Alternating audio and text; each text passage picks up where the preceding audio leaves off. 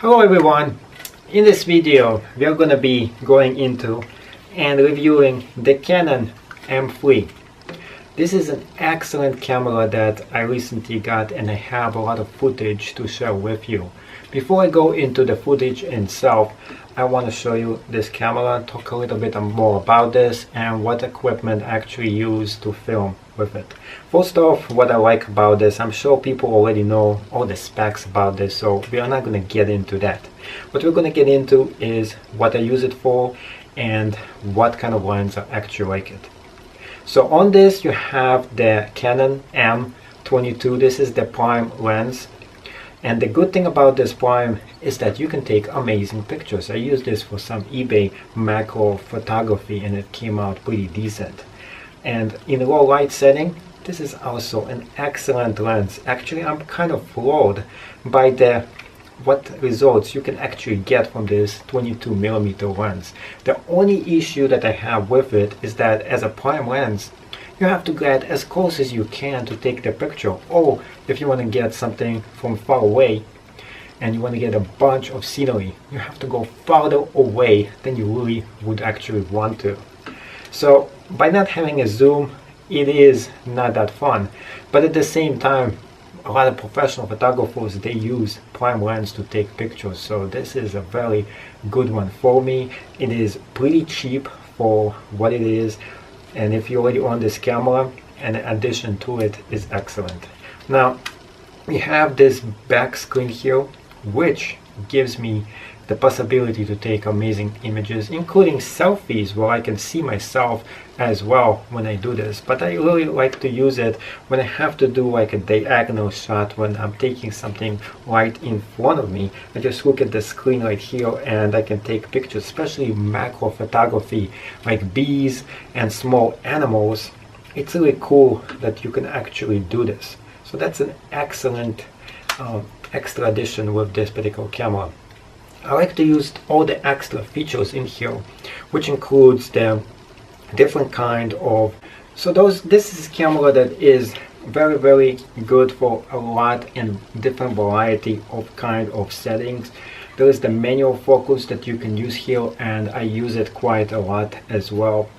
The only issue that I've been having a lot with this camera is sometimes it has problems with focusing on certain images, but all the pluses in it certainly outweigh all the negatives in it. And in fact, it's one of the better cameras I ever actually used. And in fact, I like it even more than the Canon G7X, which I usually use for a lot of other purposes, which is right now is right there, which I'm filming myself on because I can't film with this one and actually talk about it.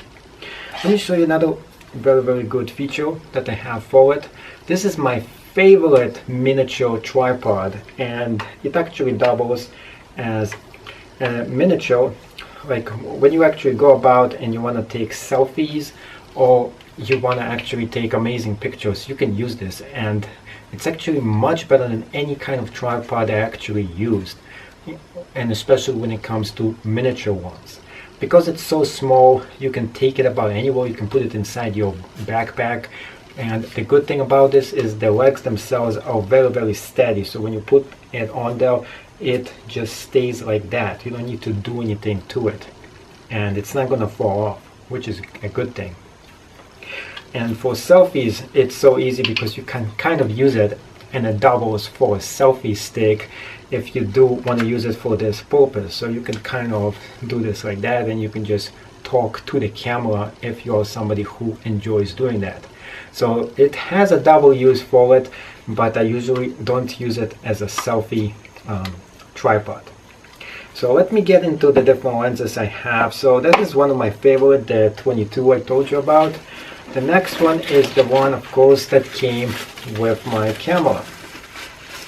And you can't really go around it because this particular camera doesn't have that many choices when it comes to lenses unless you buy the adapter, but then it becomes as heavy as a DSLR because you're actually going to have not only this body, you're going to have a humongous lens sticking with it. So what was the whole point of you going miniature when you're going to use an adapter? So I'm not using it.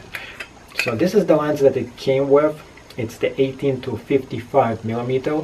It gives me pretty good wide angle shots, and the good thing is it covers the 55 millimeter range, which is missing in everything else out here with all the extra lenses. So this is a good one to have on your camera for a lot of wide kind of purposes, but for general use, especially when it comes to doing like specific product photography, I really don't use this one as much as I should. This is actually the least useful lenses that I have for this camera. It comes with it, but I really don't use it.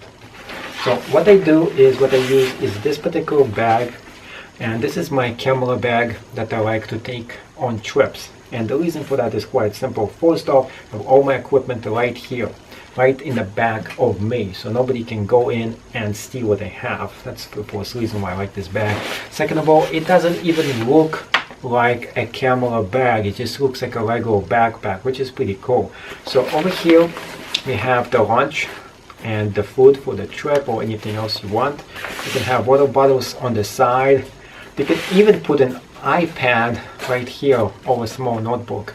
Nothing bigger than a very small notebook, which is about, I would say, like 10-inch. Anything bigger than that is not going to fit in this bag. This is actually the miniature version of this bag. There's a bigger one if you do actually need it.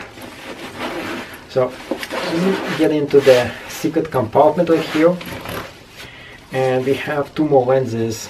Here is one, and here is the second one. So those are the two all the lenses we kind of have for this camera. I bought every single lens that comes with the M camera because I like this camera just so much. So my favorite one that I actually got to use it a lot is the, and I will show you later on the footage, the 55 millimeter to 200 millimeter. Now this is very cool because first off, you can use this particular lens to take wildlife images, which is I really was gonna do it for. So a lot of times you see the animal, it's like crossing the road and you want to get a shot at it, and you just don't have time to grab the sophisticated camera and take pictures of it. So that's what I get is this particular lens, because it's very handy and I can use it right away versus my bigger one, which is kind of heavy too. So first thing you have to do when you put those on, make sure the white aligned with the white right there. You put it in and you move it very slowly until you hear the snap. A lot of people forgot to do this, and if you forget to do this, this whole thing is going to collapse. And the good thing about this is that when you take pictures using the zoom one, people really don't notice it as much as they would when you have the big DSLR, and with the zoom on it, it's going to look like this huge. So people are really going to look at you, and it's hard for you to do whatever you're doing. So if you want to take a picture of some animal just crossing the road, everybody's going to be looking at me, the photographer, and it's going to really draw attention to me versus the animal who I just want to take pictures of, or whatever else you want to take pictures of. They would just think you're like a paparazzi, and I'm not. So this is the most it actually extends. So when it does extend, it kind of extends pretty large, but if you look at the whole scene, if you look at everything that we have right now, I mean, this is me and this is the camera. It's not really that extended. It's not really that long to speak of it. So when it is at 55 millimeter, it's very short, and even when it goes all the way to 200 millimeter, as you can see 200, you can't really tell that much that I'm using a huge camera, because it's still a miniature camera in a lot of ways. So I really like this particular lens. It gives me a lot of reach for something that goes all the way to 200 millimeter. It is plastic, but it feels like a solid piece of plastic. It doesn't feel like a cheap kind of plastic that you usually get in a kit lens. So it is well made. The body itself is really nicely made as well.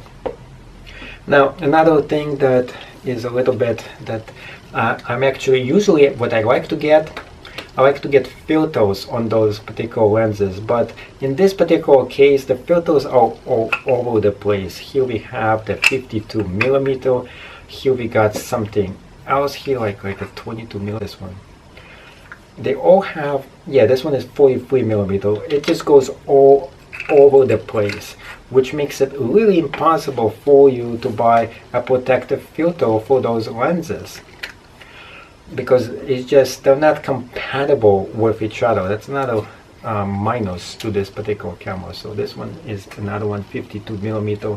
So the 52 millimeter is kind of one that you can actually get because it goes for two of the lenses here. So we have two lenses that I already talked about, actually three lenses, and this is the most favorite one of mine. This one is the 11 to 22 millimeter with image stabilizer. Now, so what you could do, for example, like I said before, let's go back to the filter.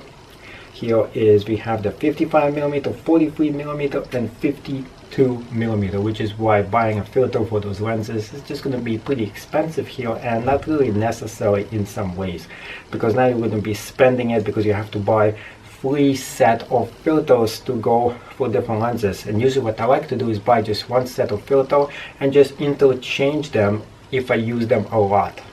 So that's not really a possibility here, and it's going to cost you a lot more cash if you do want to protect your lenses with the filter. But if you're careful, you don't need to. So right here, and since the investment is really per lens about $200 or so, it's not really worth it for me to protect this lens, and those lenses are not this heavy. If I had the professional camera with the professional lenses, I always put a filter on it, because if it does fall down, I'd rather the filter gets destroyed than the lens itself. Over here, what I use for protection is the original lens cap on it. So this is my favorite lens that I wanted to tell you about. It's the 11 to 22 millimeter. This is the one for the fisheye effect. It is just amazing, and it's very, very closely related to the 22 millimeter right here. And you might say, hey, why do I need the 22 millimeter prime when I can use the 22 millimeter right here? Well, the big difference is that this one can bring more light in, and the reason why is that this is a fixed lens. It gives you a lot more light, versus this one doesn't really give you a lot more light, so the pictures come out a bit more darker.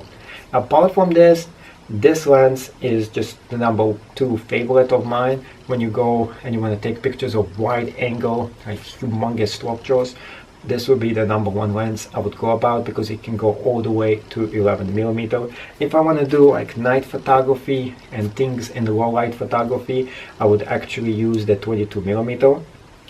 And if I want to go and zoom into something like wildlife, animals, and things that move a little bit faster and are farther away, I would definitely use the 55 to 200 millimeters. So I have 3 favorite lenses here, but if I go on a trip, I'm gonna leave the 18 to 55 millimeter out. I won't actually need it. I would just be using those 3 lenses right here, which is the 22 millimeter and 11 to 22, and then 55 to 200 millimeter would be the 3 lenses that I actually take for most trips. Now, if you ask me which ones of those 3 do I recommend the most, I would say if you have the budget, just buy 2 of them. Buy the 55 to 200 millimeter for animals and wildlife, and 11 to 22 millimeter for actually wide angle landscapes. But it's up to you, and a lot of times you have to figure out what kind of photographer you actually are. So if you like animals and nature, this is the lens for you. If you like landscapes and people, then it's more like 11 to 22 would be it. But if you're going to be like doing general all-purpose photography, people, animal, landscapes, just about anything, the kit lens would work for you, but it doesn't have the zoom. It lacks the zoom and it lacks the wide angle. So you can't get the fisheye look, at the same time you can't zoom in on anything that's out there. But overall, this is an excellent camera here. And another thing you have to know when you get this particular camera is the flash itself. You can't use it unless you actually go about and you press this particular button right here and the flash comes out. The only problem with this particular flash is the construction itself. And you actually, when you see it, you understand that this thing is very, very delicate. You don't want to mess with this. You don't want to actually push it the wrong way. So when you press it out, that's when you take pictures. A lot of the automatic cameras, you just press it and it takes a picture. This particular one, you have to manually turn it on so it comes out, and then you can take pictures with the flash itself. Remember, if your ISO is high enough, you don't even need to use the flash. A lot of times I don't even use this flash. In fact, I almost never used it so far because I was using the 22mm prime lens. So overall, excellent camera. You could even actually get your own flash. If you don't like this particular flash, which is not really that powerful to begin with, you could actually get an external flash, put it on it, and take pictures, but then this thing is going to get bulky. A lot of people are complaining that this doesn't come with a viewfinder. A lot of people don't like this idea that you don't have a viewfinder and you have to focus on the screen. But let me tell you one thing. I actually find myself liking this screen a lot more than looking at this miniature viewfinder. Although, if you're doing like wedding photography, you really need this viewfinder. If you're going to take like hobby pictures, you're going for fun, you're going to take something that's not requires you thousands of pictures for a few minutes, then definitely this camera doesn't really need the viewfinder. Viewfinder is more for photographers who actually need to get the shot done for specific assignments. And if I was going to do like a wedding photography, I would definitely not take this camera to do this forward. This is not actually made for that kind of event. This is more of a hobbyist camera. This is more something you carry on you if you can't take your professional camera on you. And at the same time, look at the size of this. This is miniature. This is totally small, and it's much better than you taking a humongous camera and carrying it all over the place. And of course that draws a lot of attention, especially if you're going to travel overseas. This is like a dream camera for you. Just two different lenses to switch all the time. And then what I like to do is to go on the same exact road 2 times.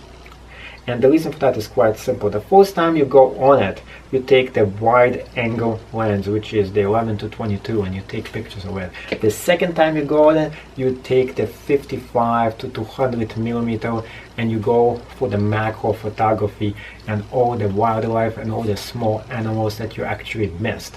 So you actually can do it on 2 different trips. That's one way for you to go about.